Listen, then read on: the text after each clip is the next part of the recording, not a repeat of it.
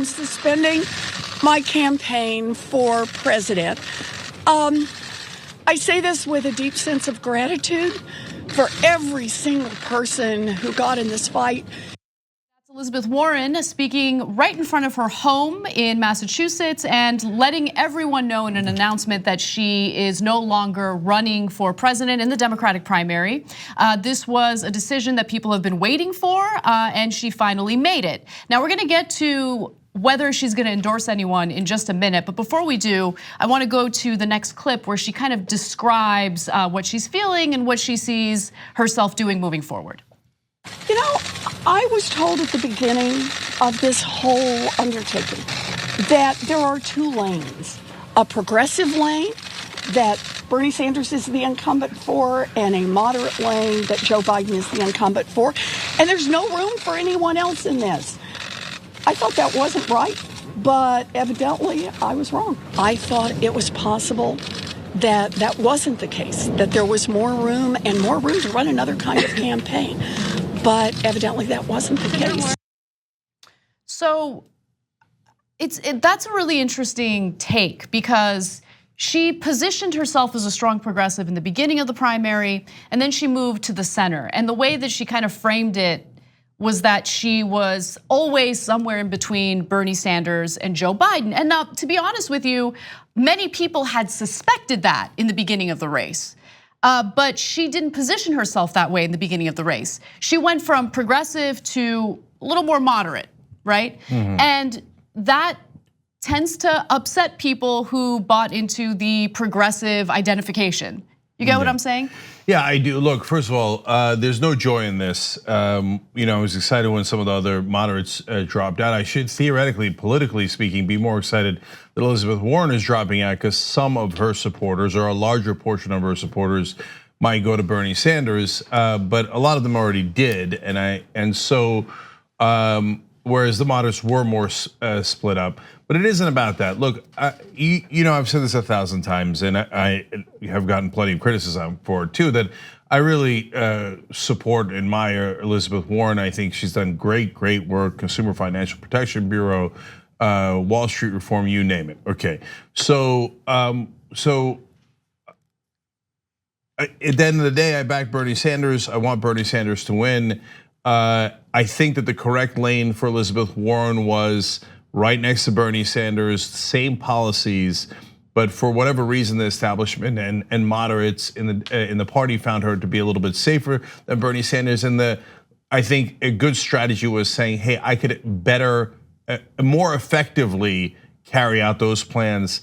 And she was on that road, and that's exactly when she was winning. She veered off that road to try to get moderate voters, and that did not turn out well.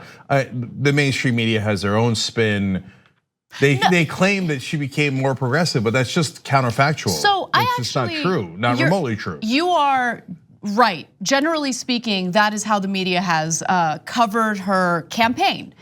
They refused to acknowledge the fact that she started losing support as soon as she started to position herself as more of a moderate.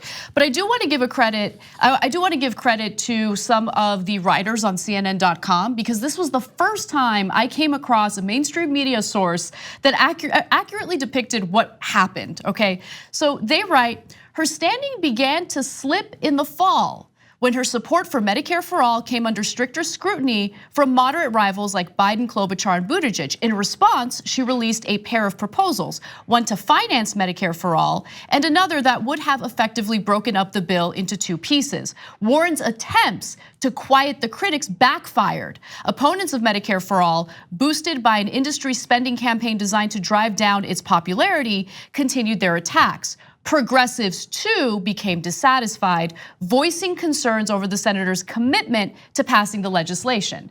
So I think that that's the best depiction of what actually happened, at least in the mainstream media. I think that that's fair. It gives you both sides of it, and I think it's relatively accurate, certainly accurate from the progressive side. And the first portion where she explained how she's gonna pay for it, Anna and I disagreed. That's where she began to lose Anna. I was still fine with it. The second portion where she split it into two is where she lost me. But clearly those are both in the more moderate to conservative direction. and not in the progressive direction. That's an obvious fact. That's indisputable. So that's when she started to slide. So those are the facts. Now, guys, the most important thing, we got more clips for you guys, and it's important that you hear out her stories here, and I want to add to that. But right now, Elizabeth Warren can change the entire dynamic of this race. Yes. And we need Elizabeth Warren. We need her right now. So I know some of you out there might think like, oh no, we don't need her. Okay, we're gonna take care of this on our own. No, you have to change the media dynamic. Right now, the media is piling onto Bernie Sanders in a way that is oppressive and that is making a big, big difference. I can see it in the upcoming polls of the states, right? So right now, Sanders and Biden are tied, but the media is playing it like it's all over and Biden's already won, which is preposterous. But if Warren were to come in super strong on behalf of Bernie Sanders, it would make all the difference here, because it would basically stop that momentum that Biden has in the media, which is so critical. So if she doesn't do that, an unbelievable missed opportunity. But if she does do it, in a sense, she could become the hero of the story.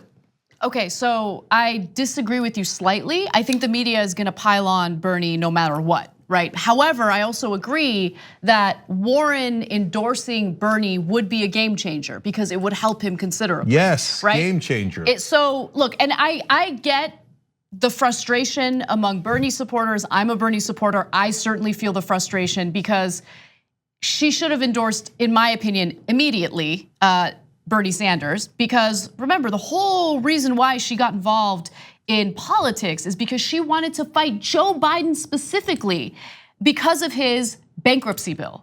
And the fact that she's waiting on this is frustrating. And by the way, I just jumped ahead of myself. She has decided that she's gonna hold off on endorsing right now. She is likely to endorse, but the big question is she going to endorse during the primary or is she gonna endorse during the general election, which is what she did last time around? Now let me go to the clip. No, that's not an endorsement. Let's be super clear. No, of course it's not, but that's what she did last time. No. That's a little different situation. Waiting till the general election is the most useless thing in history. Elizabeth Warren is too smart to not know that. She knows that, okay? There's a reason why she held last time, and I don't agree with that decision. But this time, it's time for redemption. And so you can't even consider endorsing Biden when you got into politics to defeat Biden's bankruptcy bill. I don't know why we're having that conversation. I hope we're not having that conversation. Oh, that conversation is definitely being had. No, to be fair to Warren, we don't know what she's listening to. Her advisors can say anything they want. It's her decision. But in terms of endorsing Bernie, forget the general election. The states that are coming up on this Tuesday are critical. And the ones next Tuesday, critical. This is it, these two sets of states. So waiting longer than before those elections, that is generally pointless. So let's hear what she has to say. It's got to go, not today, but it's got to happen before Tuesday. It's got to. Otherwise, there's no point. Thanks for watching The Young Turks, really appreciate it. Another way to show support is through YouTube memberships. You'll get to interact with us more. There's live chat emojis, badges. You've got emojis of me, Anna, John, JR. So those are super fun. But you also get playback of our exclusive member-only shows and specials right after they air. So all of that, all you gotta do is click that join button right underneath the video. Thank you.